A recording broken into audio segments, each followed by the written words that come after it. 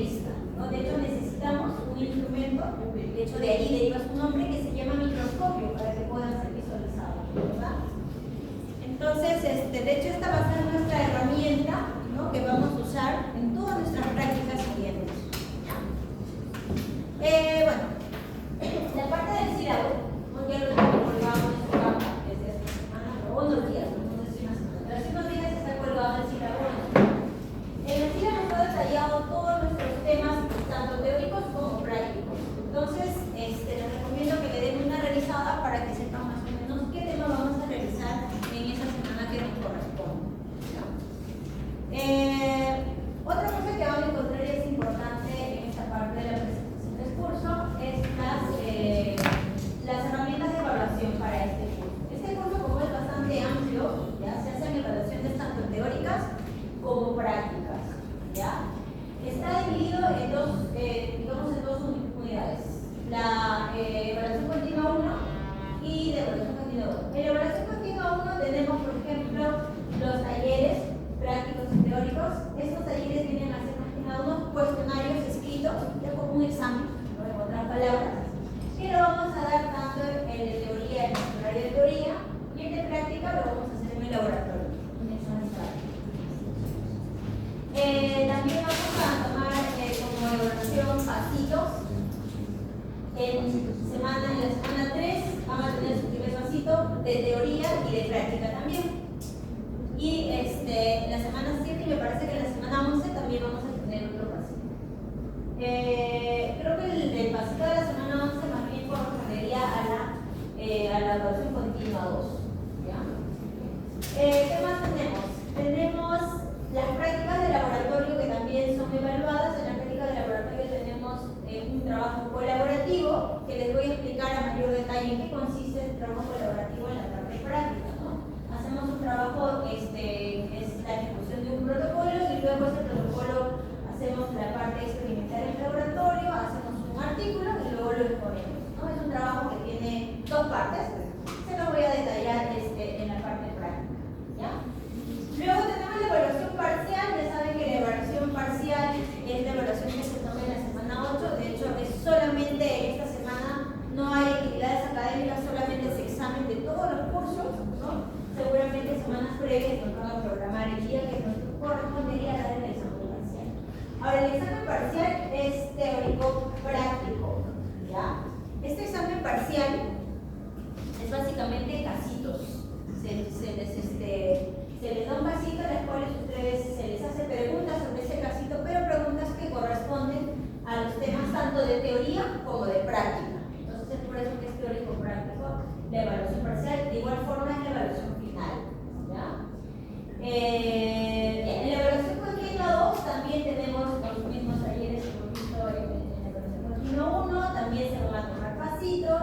Y en cuanto al trabajo colaborativo, el trabajo de investigación es la ejecución de un artículo, pero en este caso es otro tipo de artículo, de otra forma. Ya acá también hacemos un artículo, o sea, vamos a hacer dos artículos a lo largo de nuestro curso. Uno que es a la mitad del curso y el otro final, que es de otro tipo. También este artículo lo vamos a exponer, pero la exposición de este artículo lo hacemos en la parte práctica. De hecho, los temas los voy a proponer yo. Ustedes van a elegir un tema y acerca de ese tema van a hacer la investigación para que puedan hacer su artículo y luego exponer en esta semana. ¿Ya? Y finalmente tiene la evaluación final, ¿no? Que es en la semana 16, que es muy parecido a la forma que se toma el examen parcial. Entonces, un resumen de todo esto, que está bastante amplio, está acá. Pero solamente las evaluaciones que van a ser consideradas en este horario, en el horario de teoría. De hecho, está considerada también la evaluación diagnóstica, tomarlas en el horario de teoría. Y esta evaluación diagnóstica se toma en la semana 2. Esto quiere decir que la siguiente semana vamos a dar nuestra evaluación diagnóstica. Esta evaluación diagnóstica lo vamos a hacer en un formato virtual, pero lo vamos a hacer acá, ¿ya? Entonces traigan sus computadoras o sus laptops, o si descargan muy bien el celular, no hay problema, lo pueden hacer también en su celular. Y nos vamos a tomar los 10 minutos iniciales de nuestra clase para poder hacer nuestra evaluación diagnóstica. Si bien es cierto, no tiene un porcentaje que se vaya hacia nuestra nota final, pero la universidad nos obliga a que tengamos un qué nivel están entrando los chicos al curso, ¿no? Luego, lo que sí vamos a tomar, como les decía, la semana 3, 7 y 11, pasitos de los temas teóricos. Es decir, si en la semana 3 tenemos un pasito teórico, vendrían el tema 1, el de hoy, y el de la siguiente semana, y en la semana 3 se está tomando el pasito. Luego tenemos el taller teórico, que también se va a tomar en la semana en el horario de teoría.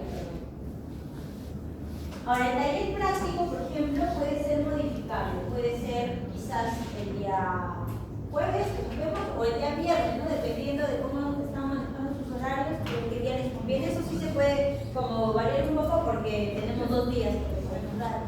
En cambio, el examen de teoría tiene que ser justo nuestro horario de teoría, ¿ya?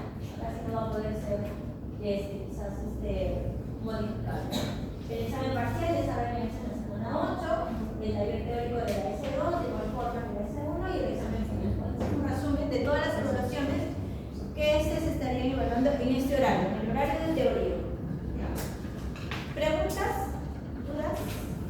¿Está claro? ¿Sí?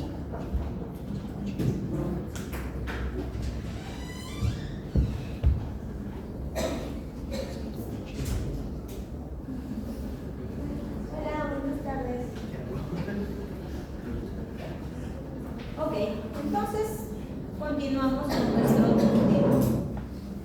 Microbiología, otra vez. Ya, entonces les decía, la microbiología es una rama, ¿no?, de las ciencias biológicas y se va a encargar del estudio de microorganismos como las bacterias, como ciertos hongos, parásitos también, sobre todo aquellos parásitos que son microscópicos, y otros agentes como virus, viroides y priones. ¿Por qué pongo otros agentes y no los considero dentro de los 3 primeros a los virus? Porque estos organismos, estos virus, viroides y priones, también son moléculas bioactivas que no son considerados seres vivos, pero sí viven a expensas de los seres vivos. Entonces, por eso está entre los otros, pero también en microbiología se va a encargar del estudio de estos microorganismos. En nuestro curso, básicamente vamos a ver a 3 de estos agentes. Vamos a ver bacterias, vamos a estudiar hongos y también vamos a estudiar virus. A los parásitos no los vamos a tocar porque ustedes tienen un curso de parasitología, ¿no? Entonces, en el curso de parasitología sí van a abordar todos los parásitos, tanto microscópicos como macroscópicos dentro de ese curso, ¿no? Porque es un mundo también la parasitología.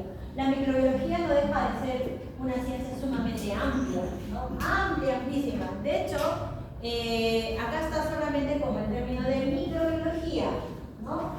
Se dice de que, es más, solo el cuerpo humano cuenta con una mayor cantidad de bacterias, hongos, que están dentro de nuestro cuerpo, más que el número de células que componen nuestro cuerpo, ¿no? Entonces somos más bacterias que células. Pero no todas son patógenas, de hecho no estamos enfermos siempre, ¿no? Entonces, solo las bacterias patógenas es un grupo pequeñito más bien, ¿ya? Y nosotros como curso nos llamamos microbiología veterinaria. ¿Eso qué quiere decir? Que vamos a abordar principalmente aquellos agentes que nos van a causar problemas de salud y dentro de estos temas vamos a tratar también lo que es la forma de transmisión de estos microorganismos, la patogénesis, es decir, cómo se desenvuelve o cómo se desarrolla este microorganismo dentro del cuerpo, ¿ya? Vamos a hablar también un poco del tema del diagnóstico, de los métodos de diagnóstico que se usan para poder determinar qué agente es. De hecho, en el curso nosotros usamos el diagnóstico de tipo microbiológico, ¿no? Porque existen también otros métodos, como el método a nivel de biología molecular, como el PCR, el otro tipo de herramientas para llegar al diagnóstico. También vamos a hablar un poco de tratamiento, muy poquito, muy básico, porque cuando lleguen el curso quizás de farmacología, lo vamos a hacer de forma más detallada, los tratamientos específicos para cada agente o para cada enfermedad, ¿ya? Pero bueno, igual abordamos un poquito. Bueno, entonces la microbiología veterinaria va a estar muy relacionado, de hecho, a nosotros como carrera, a los médicos humanos también, ¿no? A la epidemiología. y la farmacología y, bueno, y a la salud pública en general, ¿no? Entonces nosotros vamos a ver a este pequeño grupo de agentes que van a causar problemas de salud básicamente. Vamos a hablar un poco de la historia de la microbiología, algo muy resumido, muy chiquito, porque dentro de todo el ámbito de la microbiología, si nos podemos hablar de todos aquellos personajes que han aportado esta ciencia, pues no vamos a terminar, sería una clase completa y no tenemos el tiempo. Entonces vamos a hablar solamente de algunos cuantos, de los más importantes que hayan aportado al estudio de esta ciencia. Como por ejemplo, este personaje acá, que es Anton van Leeuwenhoek, tiene un nombre bastante complicado, que fue un mercader de telas, que precisamente este señor fue el que inventó el aparato, el microscopio, y en ese aparato fue uno de los primeros microscopios que él inventó, en la cual acá tiene su ocular y en el otro lado tiene la plataforma. De hecho, lo que él pretendía con el invento de esta máquina era poder apreciar los poros de las telas que él vendía. Él era mercader de telas, no era un científico ni menos de ciencias biológicas, ¿no? Lo que pretendía entonces era un poco dimensionar los poros de sus tejidos. Con el uso de este aparato pudo apreciar de que podría apreciar unas moléculas. En ese momento todavía no sabía de qué organismo se trataba, pero estas moléculas se movían o tenían ciertas funciones. Entonces él determinó que eso se llamaban animáculos. Más adelante ya se supo que fueron las bacterias. De hecho, también con este aparato ya no solamente se han podido observar a las bacterias, sino también se han podido observar otro tipo de células, como las células epiteliales, las células reproductivas, etc. Es por eso que este mercader de telas es considerado el padre de la microbiología, por el Bell. Luego, otro personaje que también brinda un gran aporte de la ciencia de la microbiología es Edward Jenner, quien postuló la primera vacuna contra la viruela humana, ¿no? En estos tiempos, en estos siglos, ¿no? La viruela es una enfermedad muy devastadora que se convertía en epidemias, en poblaciones completas, ¿no? Entonces, gracias a esta primera vacuna que fabricó Edward Jenner, pues se pudo controlar en gran medida esta enfermedad. Otro personaje que también es muy importante en nuestro curso es Hans Christian Gram. De hecho, él es el inventor de la adición Gram. ¿Han alguna vez escuchado o hecho esa adición? ¿En algún otro curso? ¿Se han escuchado? Este señor entonces propuso una técnica de tinción para poder visualizar de mejor manera qué forma o qué distribución tenían estas bacterias, ¿no? Usando un colorante que se llama el cristal violeta. Y precisamente gracias a esta tinción que propuso Christian Gram, se llega a clasificar a las bacterias en dos grandes grupos, ¿no? En las gram positivas, que son aquellas que cogen el colorante, el cristal violeta, y las gram negativas, las que no cogen ese colorante. Otro personaje importante, Robert Koch, ¿no? Que este científico también propuso otros métodos de tinción, porque de hecho las bacterias no solamente son gram positivas o gram negativas, también hay otro tipo de bacterias que no necesariamente captan la coloración del cristal violeta. Entonces él propuso otro método de tinción para poder tener, por ejemplo, otro tipo de microorganismos como las micobacterias, ¿no? De hecho se le conoce mucho porque él fue el que descubrió a los ácidos de Koch. El nombre recibe el doctor. Estos ácidos de Koch son las micobacterias tuberculosas, los causantes de la tuberculosis, y él lo que propuso fue la tinción ácido alcohol resistente, ¿no? ¿Por qué? Porque estas micobacterias no llegan a captar el cristal violeta, ¿no? Y además otra cosa que propuso Robert Koch fue el uso de medios de cultivo. ¿Qué son los medios de cultivo? Son unos medios nutritivos que yo le brindo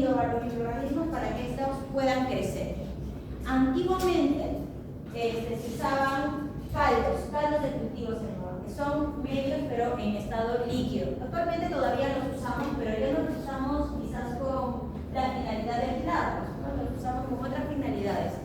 Es como los caldos que hacen nuestras mamás, que le ponen todo tipo de ingredientes para que ese caldo sea rico en nutrientes. Lo mismo se hacía antiguamente, ¿no? Se caldo de preparado de corazón, de cerebro, todos los nutrientes posibles, y en ese caldo que se preparaba se cultivaban a las bacterias para que estas puedan crecer.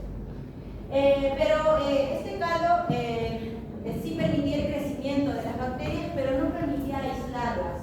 No se podía determinar si esta pertenecía a un grupo o a otro grupo, ¿no? Crecían distintas bacterias en gran cantidad. Entonces lo que propuso él, Robert Koch, fue preparar medios de cultivo de tipo sólido, más bien gelificados, como si fueran unas gelatinas, ¿no? En estas placas de pecho. Y en estos medios sólidos, más bien, sí se puede aislar a las colonias bacterianas. Cada tipo de bacteria hace una colonia en particular, y de esa forma se puede aislar en mejor medida a las bacterias. Y de hecho, por eso él es considerado el padre de la microbiología médica moderna.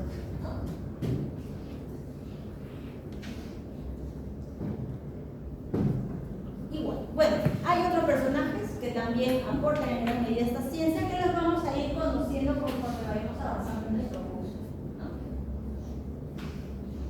Vamos a hacer entonces una breve introducción ahora a lo que es netamente bacteriología, porque esta primera parte del curso abordamos el conocimiento de las bacterias en general, ¿no?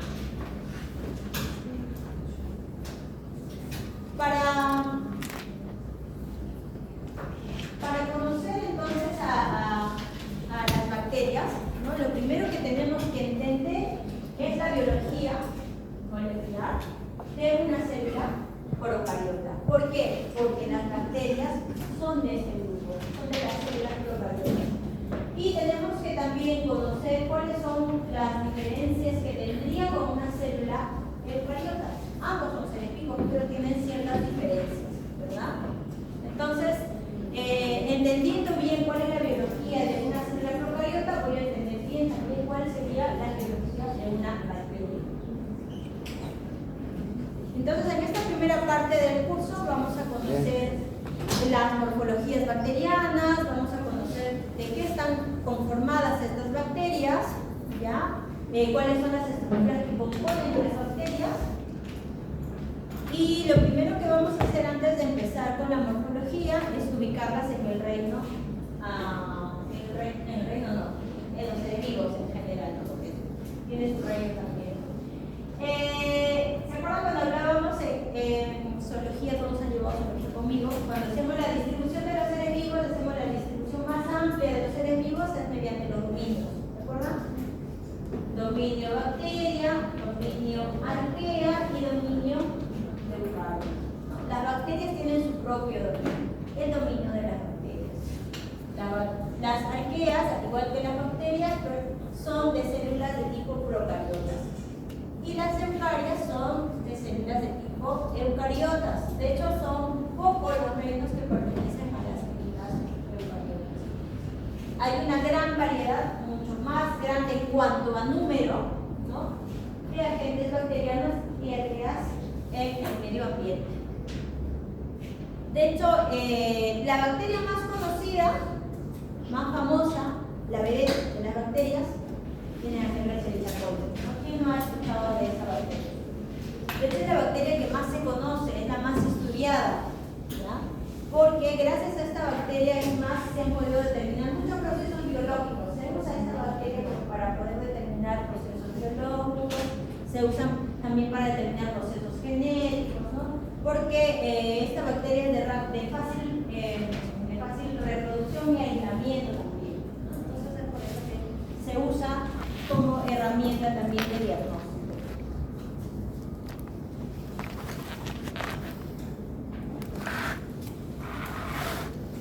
Revisando las formas.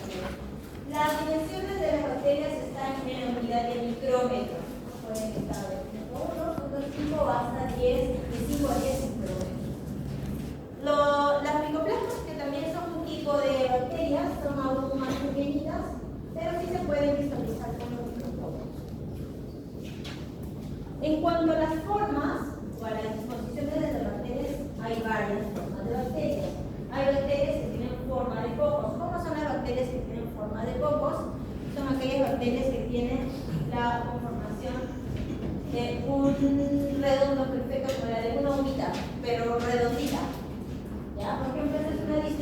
de varios cocos. Cada uno de estas bolitas moradas, de hecho es una adición gran positiva, está completamente morada, es una bacteria. ¿Ya? Estos cocos se pueden distribuir así bajo esta forma. A esta se le describe como racimo de uva, que algunos parecen como si fueran racimos de uva, ¿verdad? A esta, digamos, esta disposición se le denomina estafilococos. Ahora, esta es una especie de Staphylococcus aureus. Para yo llegar a determinar que es un Staphylococcus aureus, tengo que hacer otros procedimientos. Este simplemente es un ejemplo. Pero la distribución en racimo de uvas de los cocos se denomina Staphylococcus. También hay otro tipo de distribución. Hay algunos cocos que se disponen en cadenas, como si fueran unos rosarios, ¿no? ¿Han escuchado alguna vez de los streptococos? Ya no está aquí, los streptococos. Los streptococos tienen esa distribución a forma de cadena. ¿Ya? Y luego también tenemos otra disposición de los cocos que vienen a agruparse de dos en dos, ¿no? Eso van a ser los diplococos, ¿ya? Que se agrupan de dos en dos. La forma de los bacilos. ¿Cómo son las bacterias que tienen forma bacilar? Son así, son alargadas, como si fueran unas varitas. ¿Okay? Pero son unas varitas que tienen, digamos, una superficie perfecta, no se deforman en ninguno de los lados. Es un vasito perfecto, ¿no? Estas van a ser entonces los bacilos. De hecho, también hay una disposición de vasitos en cadenas que se pueden llamar streptobacilos. Hay una especie en particular que llega a tomar esa disposición en cadenas, ¿no? De los streptobacilos.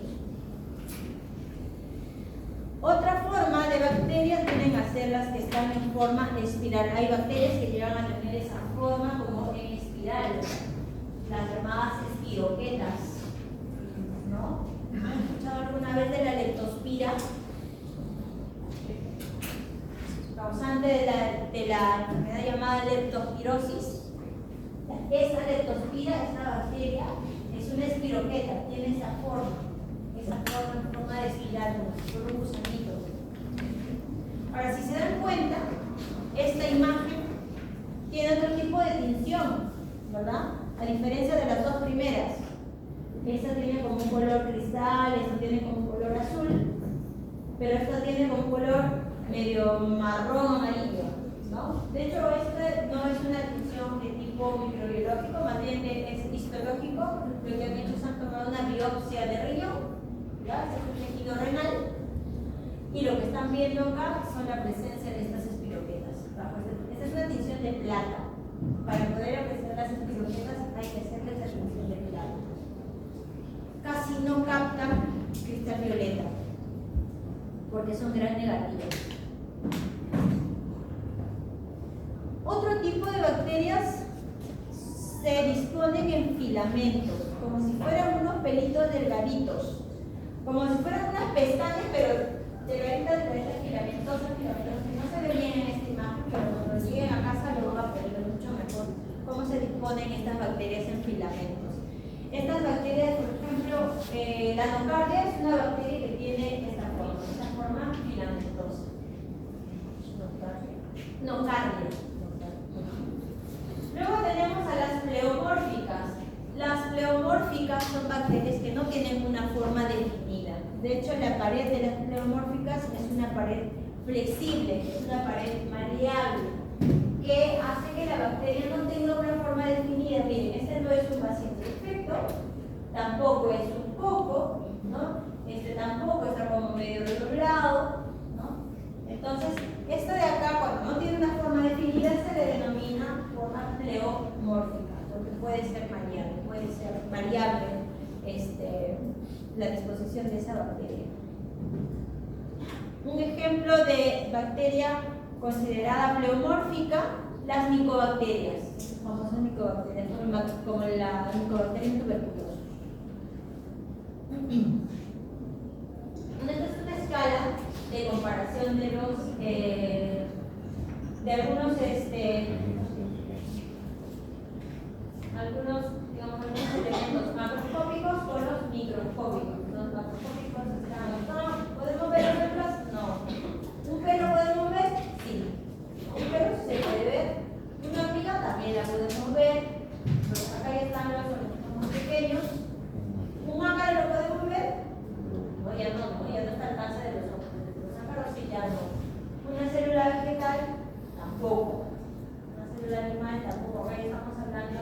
micrómetros.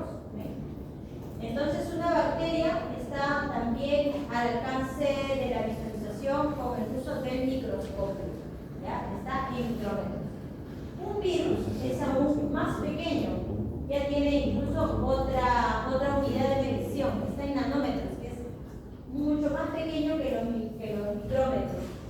Un microscopio óptico, del que usamos normalmente en nuestro laboratorio, no tiene el alcance para llegar a ver a dimensiones de nanómetros. Es más, para poder ver un virus tendría que utilizar un microscopio electrónico, que no necesariamente cuentan muchos laboratorios. Es un equipo bastante caro y difícil.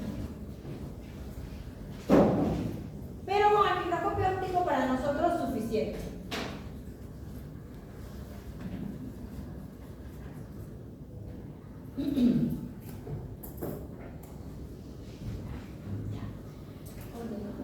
Entonces, el término bacteria se deriva del latín bacterium, que significa bastón, porque de hecho las primeras bacterias que se determinaron tenían esta forma bastonada, esta forma de bacilo, ¿no? Un poco de sus características como agente biológico: presenta ribosomas en 70S, a diferencia de los ribosomas de una célula eucariota, que es 80S, ¿verdad? ¿Qué más? Las bacterias no cuentan con esteroides a nivel de su membrana celular, ¿no? Una membrana celular de las eucariotas sí cuenta con los esteroides en esta membrana, ¿verdad?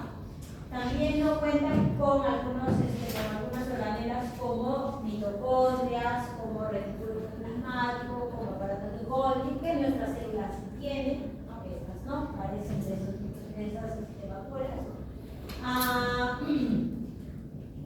Pero sí tiene, por ejemplo, algunos órganos de movilidad como flagelos, como fimbrias o filis, que sí le va a permitir el desplazamiento de la bacteria. Estos organismos tienen un cromosoma único, ¿ya? Que es de ADN, un ADN único, pero en circular, no está lineal como en el caso de nosotros. Y también tienen material genético extracromosomal, o sea que no necesariamente componen un cromosoma, que se denominan plásmidos, que son, digamos, fragmentos de ADN pequeñitos, o sea, nucleótidos pequeñitos, que tienen cierta información básica, ¿no? Que lo va a compartir entre bacteria y bacteria. Estos plásmidos los comparten entre ellos, ¿no? Entonces, eso también es importante. Acá tenemos un gráfico más fácil de entender.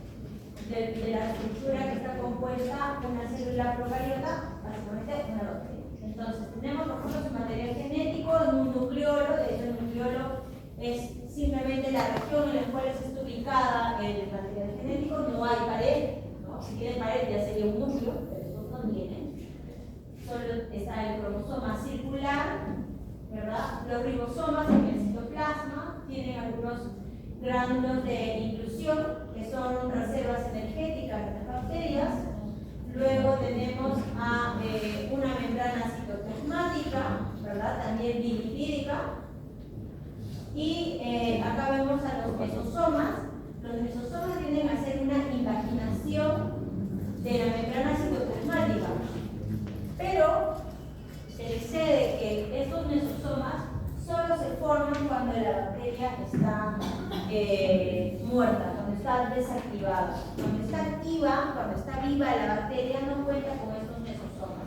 Ahora, eso es algo que recién se está, digamos, está determinando, porque no está claro cuál es la función exacta de estos mesosomas. Antes se pensaba de que el mesosoma participaba en lo que es la división celular de la bacteria, porque contenía fragmentos de ADN dentro de este espacio, ¿no? Entonces se pensaba de que de alguna manera participaba en esta división celular.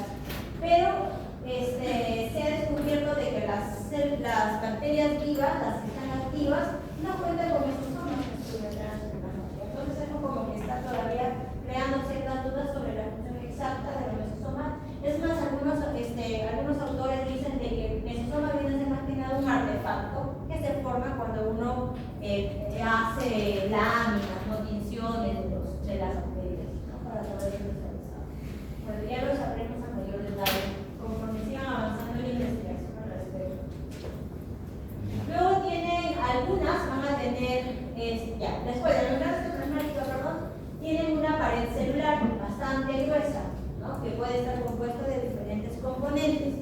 Y gracias a esta pared celular se pueden determinar si pertenecen al grupo de las gram positivas, si pertenecen al grupo de las gram negativas o si pertenecen al grupo de las micobacterias, ¿no? Dependiendo de la composición de esta pared, se van a poder ubicar o clasificar las bacterias.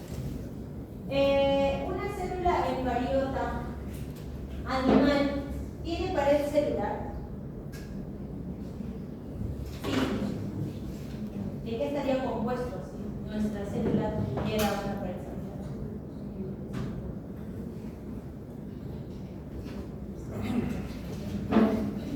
¿Quién no lo tiene? Tenemos, ¿tu célula epitelial tiene pared celular? ¿Sí? ¿De qué está compuesto?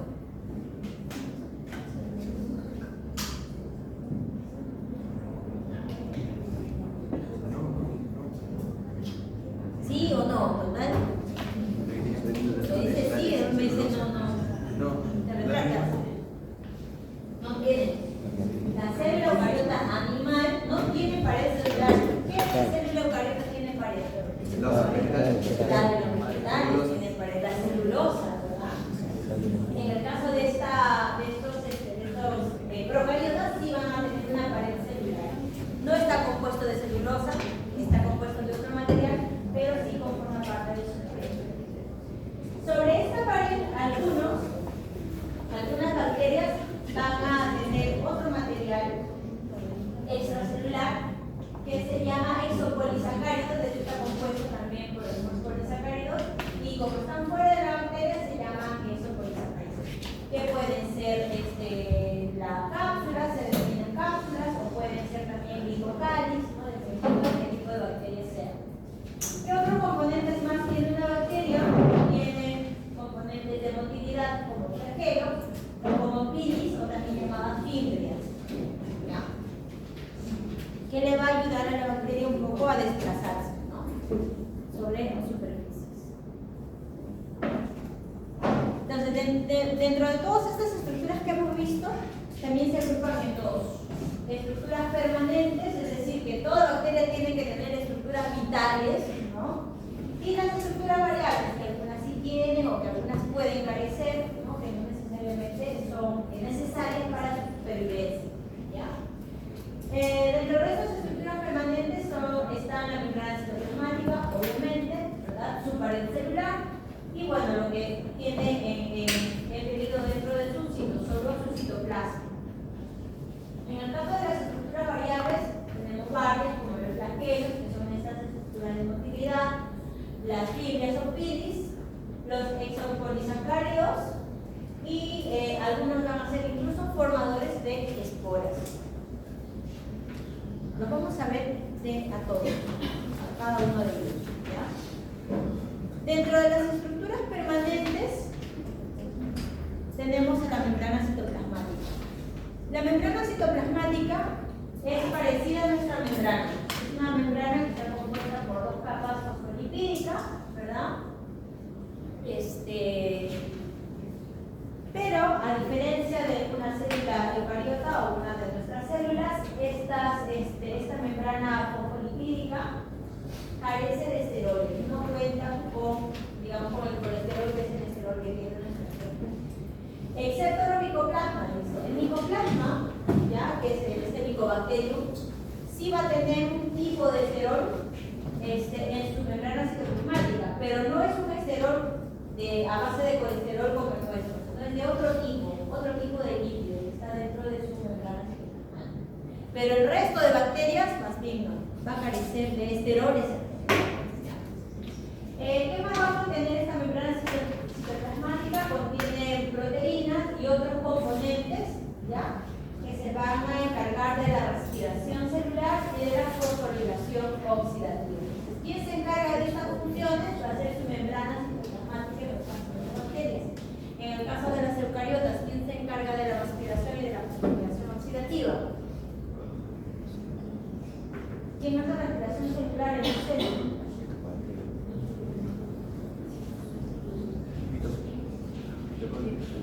Las mitocondrias, ¿verdad? Nuestras células se encargan de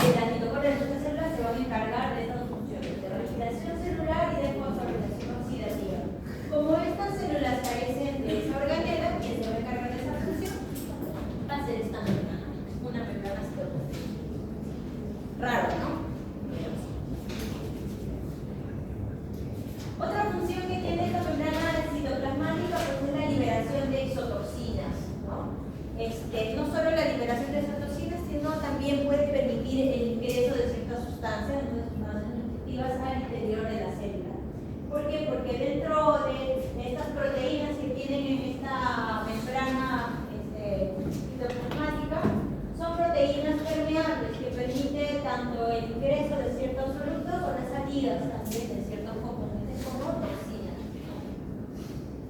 De hecho, a esas proteínas que están ubicadas en esa zona se les denomina porinas, ¿no? Porque funcionan como un poro.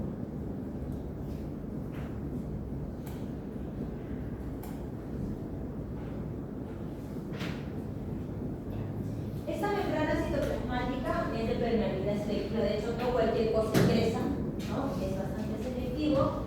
En este lugar, a este nivel, se va a dar también lugar a la síntesis de ciertas enzimas, de ciertas proteínas, y también va a contener cierto material de ADN, ¿no? Sobre todo al momento de la división celular, ¿no?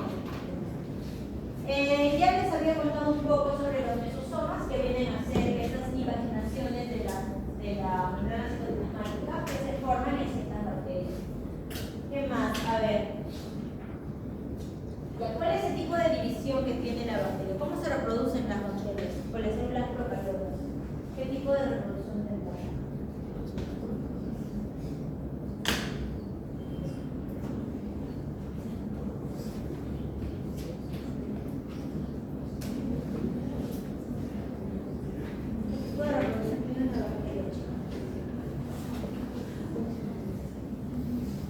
¿Sexual o asexual? ¿Sexual?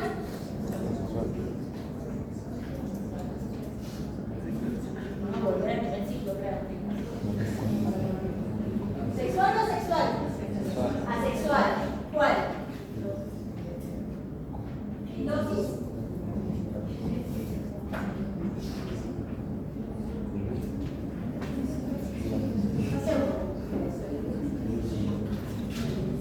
gemación es un tipo de reproducción asexual. ¿No has escuchado? ¿Cómo es una gemación? ¿No? ¿Nunca has escuchado?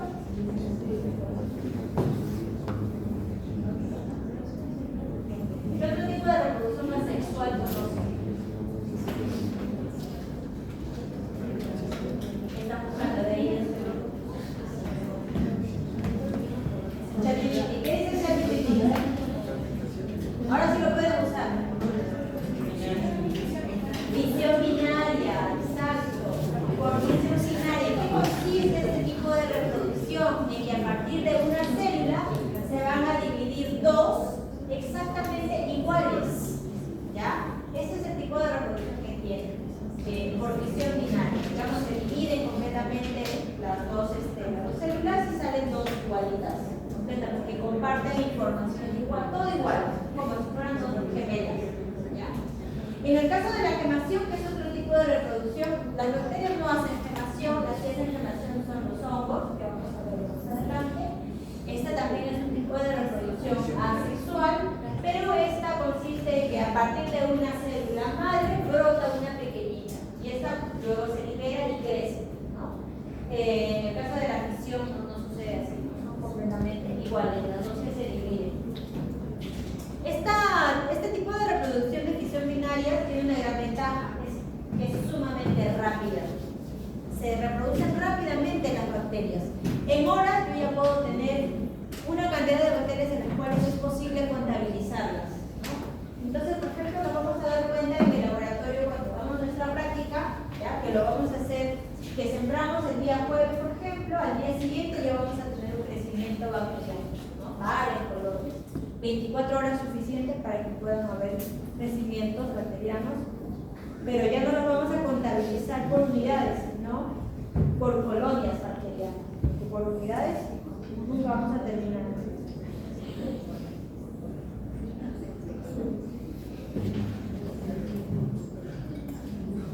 ¿Cuál es la función? Ya, esta es otra. Membrana citoplasmática.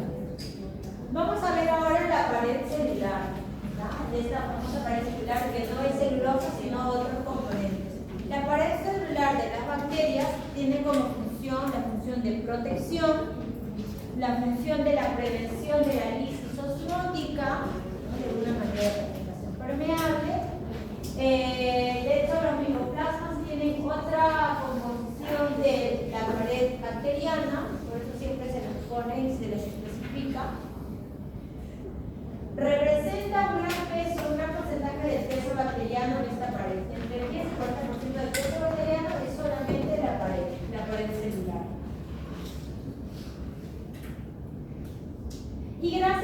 pared celular se clasifican en gram positivas y en gram negativas, y el otro grupo que son los microplasmas, ¿no? Que tienen otro tipo de grupos.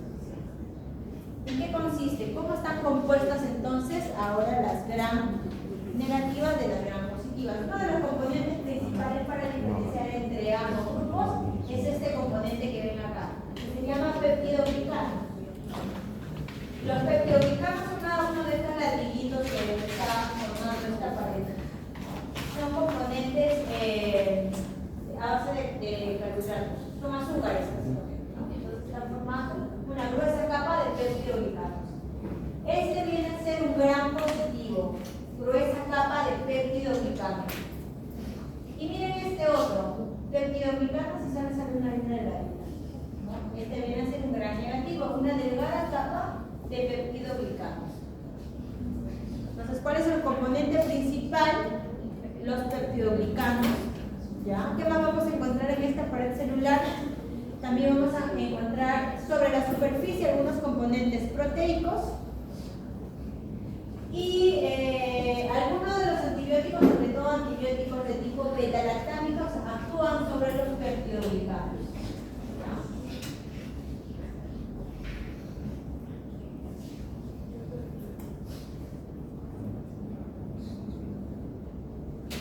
Estos componentes se entrelazan como si fueran una malla, ¿no?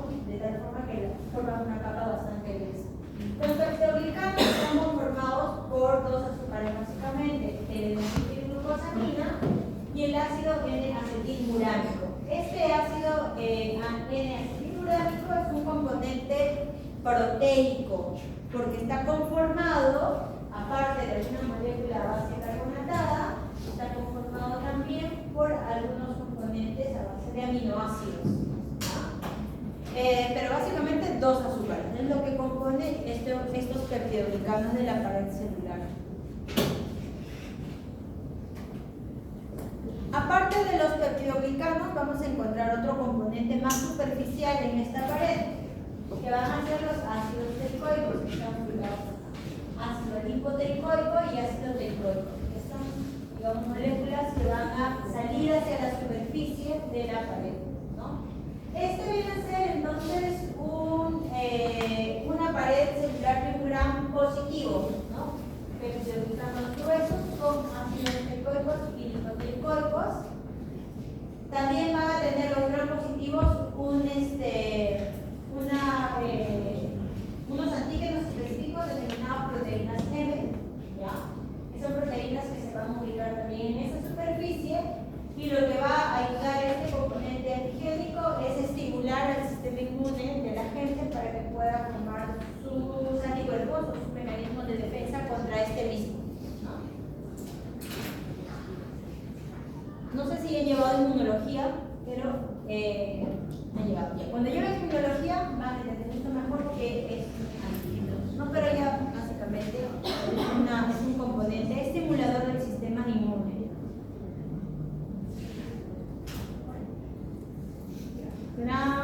Hemos visto entonces gram positivos, gram negativos, otro tipo de composición de pared celular. Los gram negativos, decíamos, tienen una delgada capa de peptidoglicanos, como ven acá, pero sobre esta delgada capa de peptidoglicanos vamos a ver otra capa bilipídica también, aparte de su membrana citoplasmática. Esta es otra, esta es una membrana externa, así se llama, membrana externa, que está sobre la delgada capa de los peptidoglicanos. Ambas membranas, tanto la citoplasmática como la membrana externa, forman un espacio, en los cuales en este espacio están los peptidoglicanos, van a estar otros componentes como ciertas enzimas, y a ese espacio se le denomina el espacio periplásmico, ¿ya? ¿Qué contiene el espacio periplásmico? Contiene peptidoglicanos delgaditos y muchas enzimas. Enzimas que van a ayudar a la desactivación de ciertos agentes. ¿Qué tipo de enzimas tiene? Tiene enzimas como DNA-asas, fosfatasas o las beta-lactamasas. Estos antibióticos, por ejemplo, están a base de beta-lactano. Entonces, si yo tengo una infección por un gram negativo, laborativo y le pongo como antibiótico un betalactámico, ¿funcionará o no funcionará? No va a funcionar porque tiene las enzimas que pueden contrarrestar este componente. ¿Ya? Entonces los betalactámicos son básicamente para infecciones de agentes gram positivos, ¿no? ¿Qué más? Ya, esta pared celular es un poco más compleja que la gram positiva, porque aparte de tener ese espacio periplásmico, esta membrana externa, también va a tener otro tercer componente que se llaman los lipopolisacáridos, ¿no? En las cuales este lipopolisacárido es una molécula sumamente larga, a su vez está conformada por tres moléculas: el lípido A, el polisacárido COR, que es el polisacárido que va a unir al lípido A con el polisacárido O, ¿no? El polisacárido O es el componente antigénico, el que va a estimular el sistema inmune del huésped. El lípido A actúa como si fuera un agente tóxico, el que va a estimular la inflamación en el huésped, ¿no? Y se va a producir las fiebres y bueno, toda esta cadena de infección que producen las bacterias.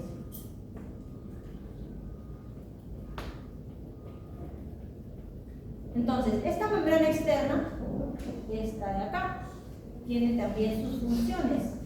Una de sus funciones que ya habíamos visto es que crea el espacio periplásmico, ¿no? Entonces, una de las funciones de esta membrana externa es crear el espacio periplásmico para contener a las enzimas y a esta delgada capa de peptidoglucanos, ¿no? Otra función es crear una carga negativa bastante fuerte en la superficie para así de esta forma evitar de alguna manera al sistema inmune. Y luego también va a crear una barrera impermeable de tal forma que va a impedir el ingreso de ciertas sustancias peligrosas, como por ejemplo las lisocimas. Las lisocimas son enzimas que van a actuar contra las bacterias, son enzimas que nosotros producimos de forma natural, como por ejemplo las lágrimas de nuestros ojos contienen lisocimas, nuestra saliva contiene lisocimas, y de esta forma mantenemos regulado nuestro equilibrio con nuestra microbiota.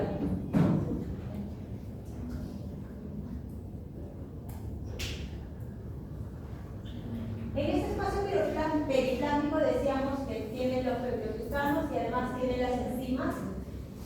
También se le denomina gel periplástico, ¿no? Porque es un espacio que no necesariamente está compuesto por algo sólido como tal. Entonces, este espacio verificado contiene las enzimas, tiene otras funciones también, como la función hidrolítica, tiene funciones quimiotácticas, ¿no? También tiene funciones de transporte de salutos, pero una de sus principales funciones es la inactivación de los antibióticos gracias a las enzimas que están dentro de este espacio. Ahora, para quizás eliminar este tipo de bacterias tendríamos que usar otro tipo de antibióticos, porque sí existen también. El tercer componente de esta pared celular es el lipopolisacárido, que ya les había contado, ¿no? Que es esta molécula que está sobre la membrana externa, es la que está más externo, lo que está en la superficie de estas bacterias, está compuesto por tres segmentos: el lípido A, que es el componente tóxico, el polisacárido COR, que es básicamente un polisacárido que va a unir al lípido A con el polisacárido O, que es básicamente el antígeno, ¿no? O antígeno O, es el que está más superficial. Es una potente endotoxina. ¿Por qué se llama endotoxina? Porque este componente tóxico es una sustancia o es una molécula que va a producir toxicidad o fiebre al huésped, pero no necesariamente se va a desprender de la bacteria. Por eso es una endotoxina.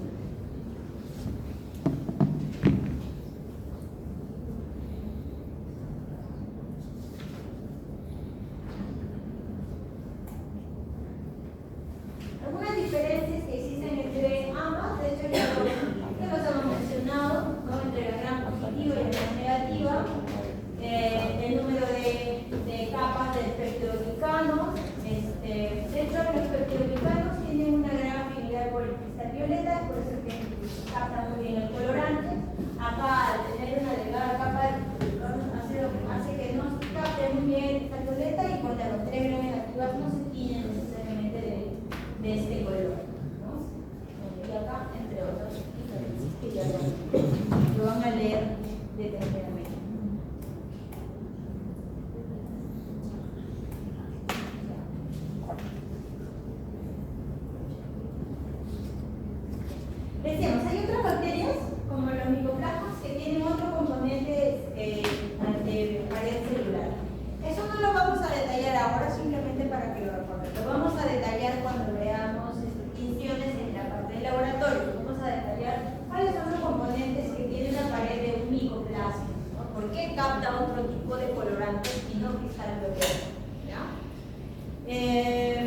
para que tengan una idea, ¿no?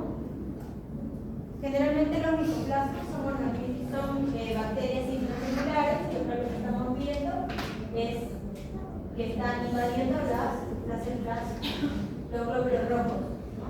De esta muestra. Son pequeñitos los micoplasmas.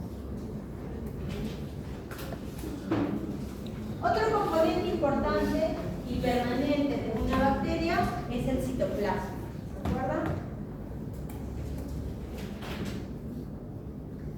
Entonces, dentro de este gran citoplasma, ¿no? Vamos a encontrar diferentes componentes como los ribosomas, como los cuerpos de inclusión y al nucleoide, ¿no? Este material genético. Y también un material genético extracromosomal denominado plasma.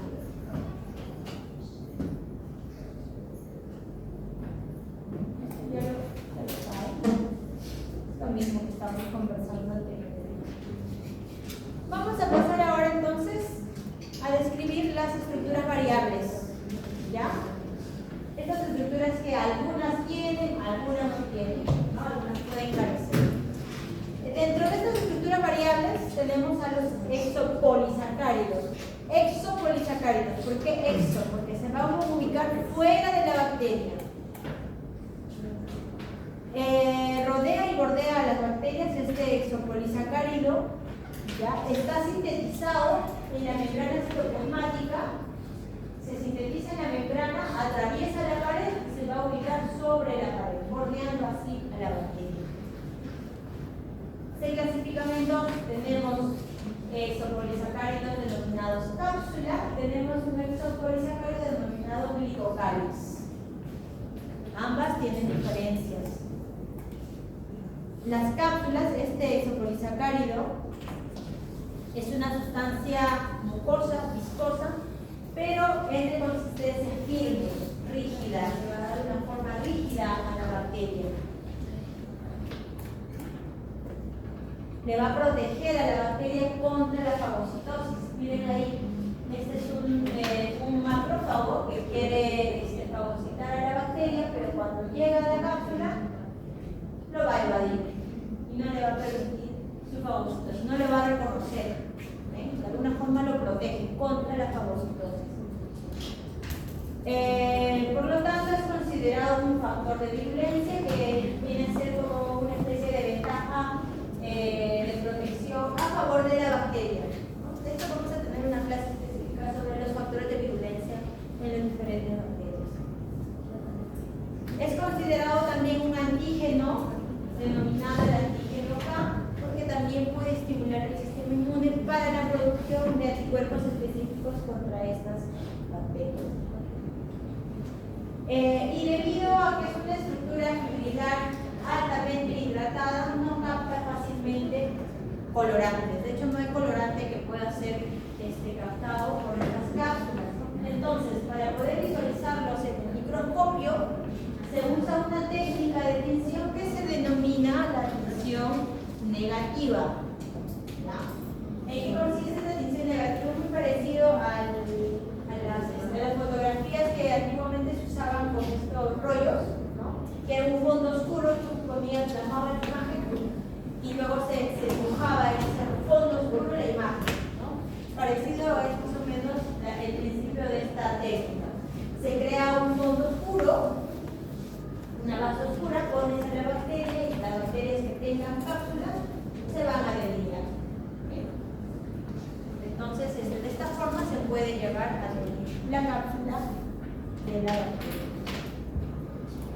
El otro exopolisacárido es el glicocáliz.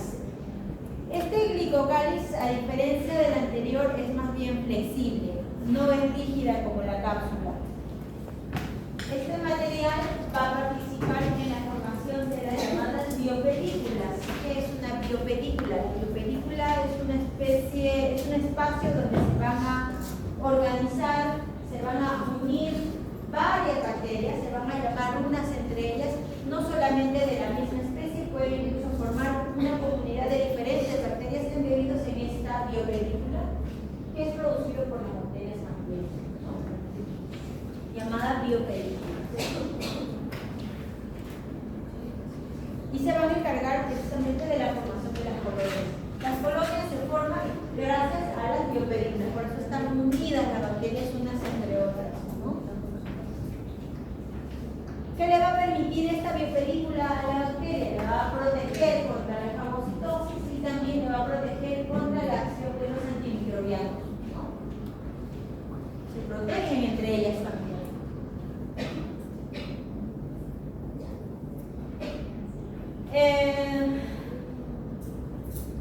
Otro componente variable vienen a ser los flagelos. No todas las bacterias llegan a tener flagelos. De hecho, los flagelos solamente lo van a tener algunas bacterias que tienen algún tipo de movilidad o de motilidad, ¿no? Estos flagelos tienen a ser unos filamentos helicoidales, ¿ya? Sumamente largos, conformados por una proteína que se llama flagelutina. Le va a permitir la movilidad a la bacteria y dependiendo de si es una bacteria gram positiva o gram negativa, va a variar el número de anillos que se anclen en esta pared. Digamos, las bacterias gram positivas cuentan con 2 anillos para anclarse en esta pared. Y en el caso de los gram negativos cuentan con 4. En el caso de esta imagen, ¿qué tipo de bacteria será? ¿Gram positiva o gram negativa? ¿Por qué gram positiva?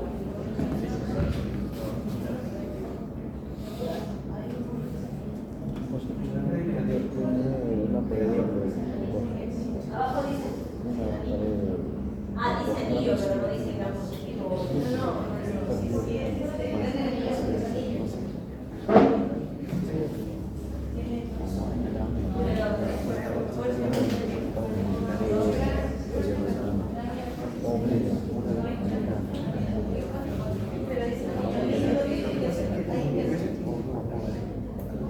Pero más que contar los anillos, fíjense la estructura de esta pared celular. Negativo, no hay forma, aunque le cuenten 2 anillos. Si tiene lipopolisacáridos, si tiene espacio periférico y una membrana externa, es un negativo, no hay de otra. ¿Ya? Entonces, fíjense más del componente de la pared del resto de la anillos. No es para anillos, se puede confundir.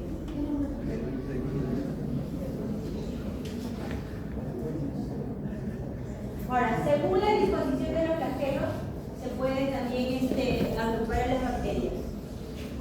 De hecho, tenemos bacterias llamadas bacterias monótricas, es decir, aquellas bacterias que tienen o cuentan con un solo flagelo. ¿Ya? Tenemos a las bacterias de tipo olofótricas que cuentan con un par de millones de flagelos. Tenemos a las anfítricas que tienen 2 flagelos a cada extremo. Y luego tenemos las perítricas, que es aquellas que tienen varios flagelos, ¿no?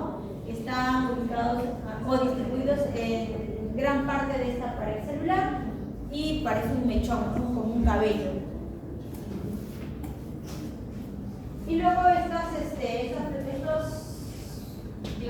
flagelos van a rotar en diferentes direcciones, ya sea para avanzar, para detenerse o para dar vueltas. Estos son detalles. Otro componente vienen a ser las fibras o pieles. Es otro componente de motilidad de las bacterias.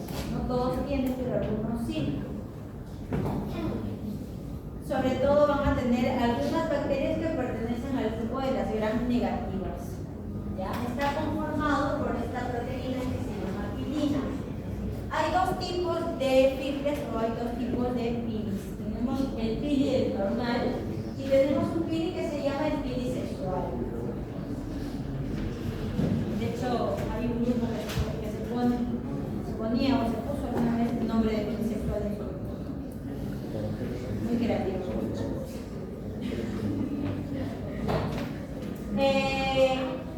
La pilina, la normal, la que bordea casi gran parte de la bacteria, tiene la propiedad de adherirse a la superficie mucosa, ¿no?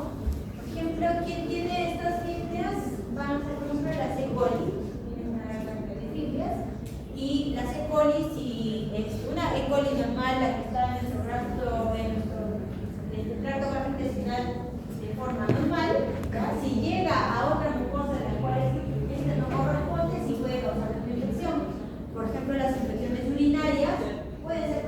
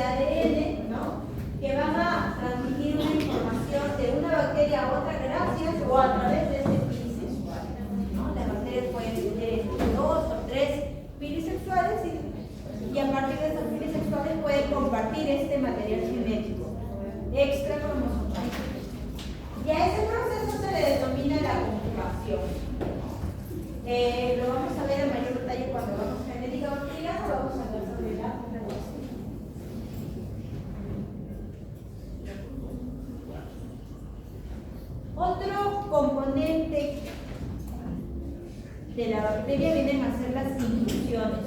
¿Qué son las inclusiones? Son materiales de reserva, son gránulos insolubles que van a ser depositados en el citoplasma, ¿ya? Y van a contener moléculas de reserva nutricional, por ejemplo, como almidones o como glucógeno, como fuente de energía. Algunos, es más, si se nutren de otro tipo de componentes, estos gránulos pueden ser incluso hasta de azúcar. Por ejemplo, algunas bacterias, las llamadas cianobacterias, necesitan azufre para su metabolismo, no todas las bacterias, claro. Nosotros sí no, obviamente, nosotros solo almacenamos almidón. Perdón, glucógeno.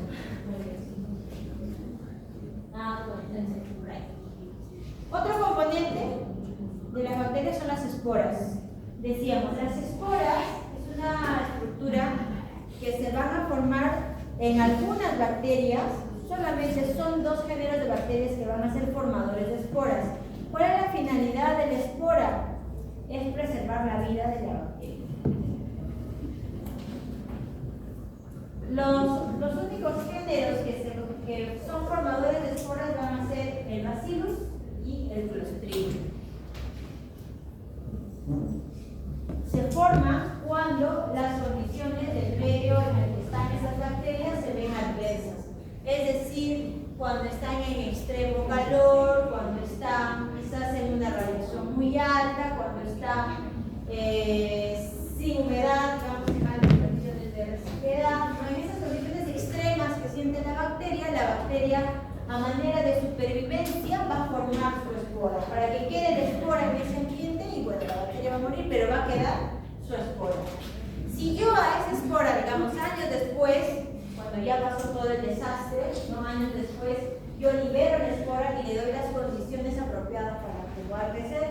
Digamos, si pasa por ahí un animalito, esa espora se posa sobre el animalito le va a brindar calor, le va a brindar humedad, le va a brindar nutrientes, ¿verdad? Y esta espora nuevamente se va a convertir en una bacteria.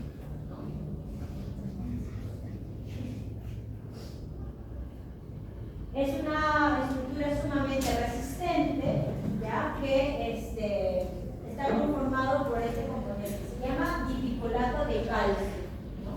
¿Cómo se forma entonces la espora? Bien. Las esporas se forman a partir de una invaginación de la pared celular. Una vez que la bacteria esté, digamos, en estas condiciones adversas, va a comenzar a imaginar su pared celular de tal forma que va a captar una porción pequeñita de material genético y lo va a bordear. Y luego, una vez que esté en el interior, va a formar este dipicolato de calcio, ¿ya? Y va a quedar ahí digamos, forma la espora, el ambiente adverso va a seguir, la bacteria esta se va a morir, pero va a quedar su espora, ¿no? Va a liberar de esta forma la espora. Y la espora es la que puede perdurar durante mucho tiempo. Según el género de bacteria que sea, las esporas podrían tener la capacidad quizás de deformar a la bacteria. Las del género Bacillus, generalmente este género son bacterias grandes. Las esporas no deforman a la bacteria una vez que las forman. Este bacilo que ven acá, en el medio ven la espora, pero la bacteria no ha cambiado de forma. En el caso de los Clostridium sucede algo diferente, que cuando forman la espora es más grande que el ancho del Clostridium y deforma un poco la bacteria. Entonces, dependiendo de qué tipo de Clostridium, van a ubicarse ya sea en los extremos o ya sea en la parte medial, pero deforman la pared bacteriana. En el caso del Clostridium.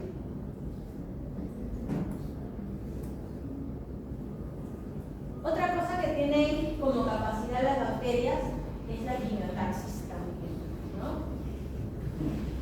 Que la quimiotaxis es la capacidad sensorial que tienen ciertas células, las bacterias también lo tienen, ¿ya? Y eso le va a permitir desplazarse a los lugares que más le convienen, acercarse o alejarse, dependiendo de qué le conviene a la bacteria, ¿no? Se va a alejar quizás de la fagocitosis o se puede acercar quizás a un lugar donde tiene condiciones que le permiten sobrevivir. Los plásmidos, bueno, ya sabemos que son los plásmidos, acá nuevamente la definición de qué es un plásmido,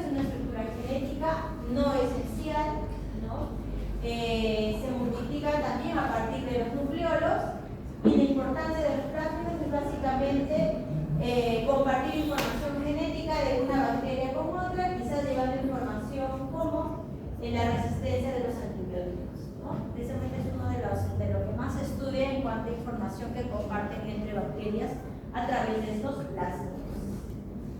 ¿Preguntas, chicos?